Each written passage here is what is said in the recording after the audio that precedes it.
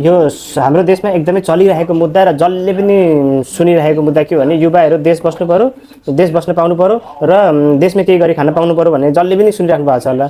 अब यो कुरा चाहिँ के भावनामा आएर भनेको हो कि यसको असर चाहिँ साँच्चै नै हाम्रो देशमा केही छ भनेर बुझ्नको लागि चाहिँ हामीले जुन देशको जनसङ्ख्या छ नि त्यसलाई डिभाइड गरेर सरल भाषामा पनि एक्सप्लेन गर्न सकिन्छ।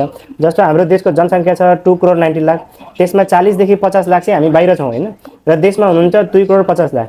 अब अर्को रमाइलो के छ भने 2 करोड 50 लाख मध्ये 18 वर्षभन्दा मुनिका र 60 वर्षभन्दा माथिका र बेरोजगारको जनसङ्ख्या छ झन्डै 1 करोड 30 लाख, बाँकी रह्यो 1 करोड 20 लाख। अब 1 करोड 20 लाखले अहिले देश चलाइराख्नु भएको छ। अब हाम्रो देशको जीडीपी छ 48 देखि 50 बिलियनको, रेमिटेन्स आउँछ 18 देखि 20% त्यसमा। अब भोलिका दिन अर्को कोभिड-19 आयो भने हाम्रो देश टाट पल्टिन सक्ने सम्भावना अझ बढी हुन्छ।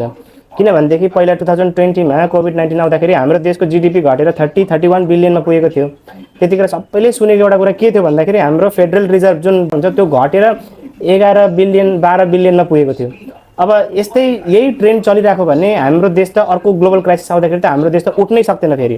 त्यही भएर योचोटि भोट दिँदाखेरि चाहिँ सबैले याद गर्नुपर्ने के छ भनेदेखि अबको 10-15 वर्ष चाहिँ नेपालको लागि एकदमै राम्रो समय छ। किन भन्दाखेरि जुन 18 वर्षभन्दा मुनिका र अहिले भएका युवाहरू सबै एकैचोटि एकदम यङ एजमा पुग्नको लागि यो 10-15 वर्ष छ।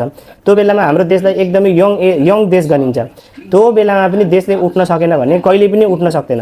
त्यही भएर योचोटि तपाईँले भोट गर्दाखेरि एकदम सोच पुऱ्याएर भोट गर्नुपर्ने हुन्छ। यत्रो वर्ष यो पलायन हुन रोक्न नसक्ने पार्टीले अब आएर रोक्छ भनेर फेरि तपाईँले भोट दिनु भनेको चाहिँ आफ्नो खुट्टामा आफै बन्चरो हान्नु हो। त्यही भएर कमसेकम यो रोक्नलाई भए पनि नयाँ पार्टीलाई भोट दिनुपर्ने हुन्छ। तपाईँहरूले भोट दिनुभयो भनेदेखि यो 10-15 वर्षमा जति गर्न सक्यो एउटा फाउन्डेसन बनाउन सक्यो भने हाम्रो देशले काँचुली फेर्छ, नभए सधैँभरिको लागि हामी यस्तै भएर बस्नुपर्ने हुन्छ। किनभने अबको 10-15 वर्ष पछाडि हाम्रो देश बुढौली देशतिर लाग्न थाल्छ। त्यही भएर भोट गर्दाखेरि एकदम सोच पुऱ्याएर भोट गर्नु।